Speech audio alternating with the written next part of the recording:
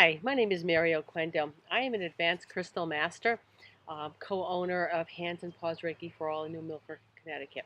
Now, why should you work with me with crystals? Well, because about 15 years ago, I might have asked the very same question. I might have even rolled my eyes over the concept of crystal therapy. But then my miniature pinscher got ill. He was about 5 years old, and he started in with some chronic medical conditions, including Cushing's and um, diabetes, and we just couldn't regulate him. And at the age of 7, we were pretty sure we were going to lose him. And simply by chance, I sort of found myself in the parking lot of a New Age shop. Don't even remember driving into that parking lot, but there I was. So I went into the store and went over to the bins of, the pretty metaphysical rocks, and, they all had properties. So, I grabbed a couple, put them in my pocket, and didn't think too much of it. But then a couple of weeks later, I started to notice some changes.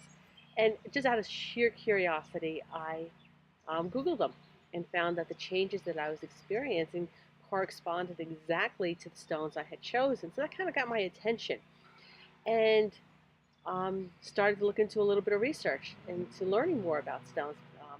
I bought tons and tons of books, started experimenting with my own dogs and myself, but there wasn't a whole lot of online or local classes because my local high school and community college most certainly wasn't offering classes in crystal therapy.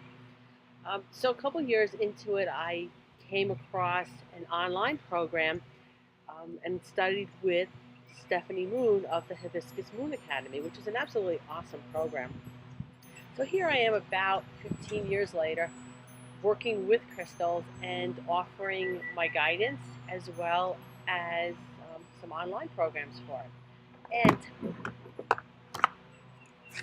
this is Marcus. Marcus passed away at the age of 12, and you can see he's wearing one of his little crystal necklaces that I had made him. But he passed away, he crossed over at the age of 12. But before he crossed over, he had now a good quality of life from the age of about 8 to 12. And not only did we stabilize him, we had, by the time he crossed over, he was totally off of Cushing's medication, and we had reduced his insulin by about 25%.